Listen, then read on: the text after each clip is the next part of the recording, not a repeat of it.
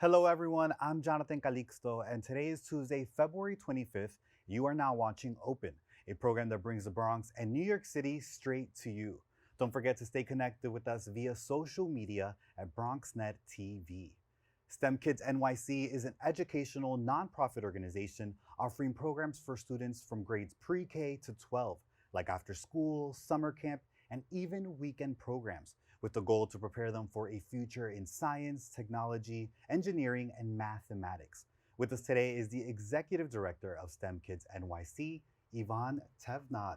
Hi, Yvonne. Hello. Good Welcome. morning. How are you? Good. Thank you so Good. much for joining us today. Thank you. Obviously, such an important organization and the work that you're doing. So I want to Yes. start off with tell me a little bit about STEM Kids NYC and what inspired its creation. Sure. Well, STEM Kids NYC, we're looking to bridge the gap that's currently with school curriculum and that immediate need to get kids those STEM skills and really get them prepared for jobs that don't even exist today. And what inspired me was really when I started to be an educator in the Harlem area, and I realized in the northernmost part of Harlem there was a desert of meaning there were no STEM programs. The kids, my students, were not being exposed to engineering or computer science, and I really felt that there was an immediate need to address that issue because when I looked around, I did see a lot of chances that my kids could be swept up into the carceral system, and I did not want that to happen. Yeah, I mean, something that I also enjoyed, like reading the website, learning a little bit more about STEM Kids NYC, is that there is this model in the curriculum called culturally responsive STEM curriculum, Mhm. which talks about the needs for the classroom and learning and understanding those two and how they merge. Talk to me a little bit about that curriculum and how you developed it and its importance as well. Sure. Well, culturally responsive pedagogy and teaching is not has been around for quite a while. I actually use that model to insert into our STEM curriculum, really for the purpose of allowing our students cultural assets and their knowledge assets. We want them to bring their experiences into from the community, from home, into the classroom, and we honor that and acknowledge it. And the way we bring it into our curriculum is we allow for our students to choose, for example, social issues that are prevalent in our community. They pick apart those issues, examine them, and then we show them how to engineer. So the different skills in circuitry and robotics, computer science, and they build apps or games Wow. or actual prototypes that are centered and represent that issue. Yeah, when you talk about obviously these hands-on approaches, I mean, the range of ages that you work with and the grades span from pre-K to 12. And so I wonder for you, how important was it to be able to provide, this age range, this grade range as well, Yes. these kind of programs? Well, I started the pre-K program. Even though I started the company in 2015, in 2017 I had to ask myself the question, "What if?"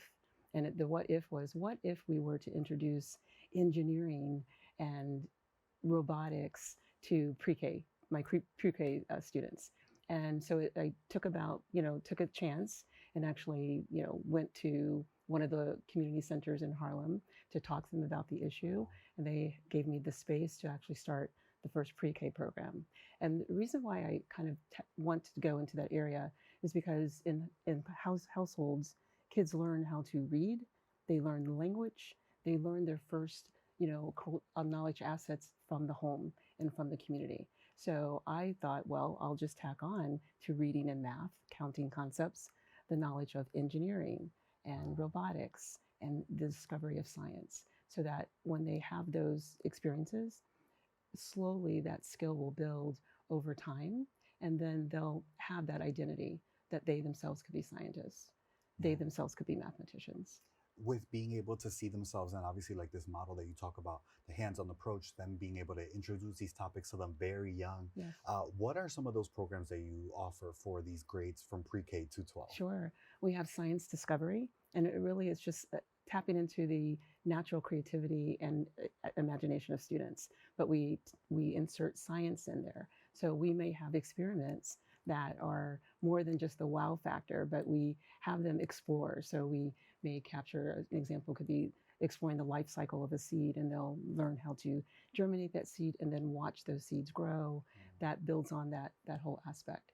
We have robotics programs where we enable our students to not only build robots, simple robots from the ground up, but also engage in programming those robots. So using a computer programming language or block coding to program the tasks of robots. We also have engineering, and engineering can span from mechanical to physical engineering, circuitry, and even physics. And we insert those based on the learning level of our students to give them those skills to work with their hands, learn by doing, but also understand the mechanics of engineering. Yeah, and of course, as you're talking about the programs, there is obviously this concept of being able to see it through and through completion from something that they start to the end. And I wonder too, many people might say, pre-K, they're so young, will they be able to grasp this or can they stay engaged? How do you make it so that all grades actually stay engaged with the program as they're Sure. learning? Yeah. Well, for pre-K, we know that 30-minute classes are it. You know, they it's like, so when we have them for an hour, we have two 30, like approximately 30 to 35-minute classes, because we know that when they start wandering around, it's time to actually switch. So what we do is we base everything in hands-on learning.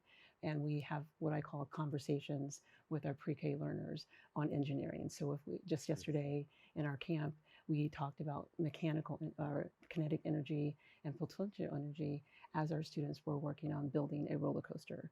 So while the student is engaged in the activity, we are actually talking to them with that language, because the pre-K learners are picking up. 3-year-olds pick up on everything we do and everything that we say. So I'm inserting just a clever way of having them have that ingrained knowledge of STEM very early on.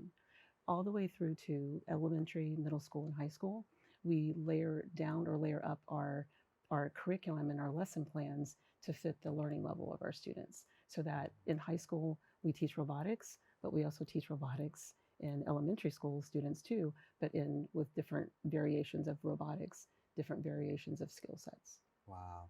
Now, of course, with the age range being different grades and whatnot, there's also this importance about diversity in the STEM field, Yeah. which is a challenge and we often don't see as much. Talk to me about how obviously STEM Kids NYC is helping break that barrier and offer more opportunities, especially for our young girls as well. Yeah, well, I learned how to code when I was 11. And so my father introduced me to computer science when I was 11. He bought me my first microscope when I was 6, including slides in Latin, because I had phonetic skills so I could pronounce those words. And that really helped me be ingrained in having that identity that I too could be a scientist. I too can be a computer scientist. So I just took that flavor, that verb, and said, I want other students that look like me to also have that same experience. That really what started STEM Kids NYC. On top of that, I have a 21-year-old son who, when I started STEM Kids NYC, I noticed that the school that he went to did not have STEM programming.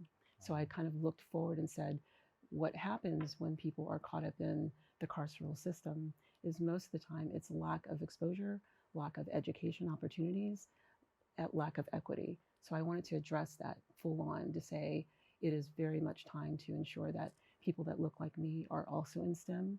And last time I checked, when there's a diversity in computer science, our algorithms that are fueling AI, for example, will be less biased. Our breakthroughs in the medical field would also ensure that it captures the needs and medical needs of people that look like me, look like you, look like us here in the Bronx. Therefore, those medical breakthroughs, if we had people that look like us in the labs, discovering and getting the patents and so on, more opportunities would be for us to extend our life as well. The impact that it can make on our community, right? To be able to see ourselves from that professional standpoint, but also helping out other people on Absolutely. the other end. With that, I think something important that you mentioned as well was that when you were looking for a program for your son, that they didn't offer it in schools or anything that you were able to find.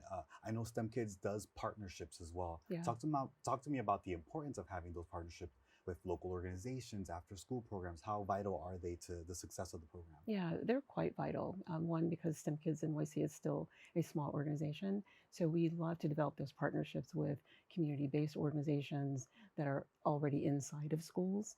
And then they bring us on as one of their vendors, one of their contractors, to actually add value to what they're offering inside of the schools. And that's really becomes a lucrative partnership, allows us to do what we do best, which is teach STEM classes, but also allows us to partner up with a larger organization to do so. Yeah, and with, of course, how the evolution of technology is going, we talked a little bit about AI even being Mhm. incorporated now. How do you make it so that the curriculum does stay up to date with what is going on around the world? Absolutely. I look always high and low. I look to see what trends are out there that are tied to lucrative jobs. So last time I checked, people who can code in JavaScript, for example, in New York City make an average of $195,000 a year. So guess what? We teach JavaScript in our with our to our kids. Last time I checked, AI programmers, AI developers really help to propel themselves economically with their knowledge. So we introduce AI and programming into our curriculum so that we can build that foundation for our students to learn that.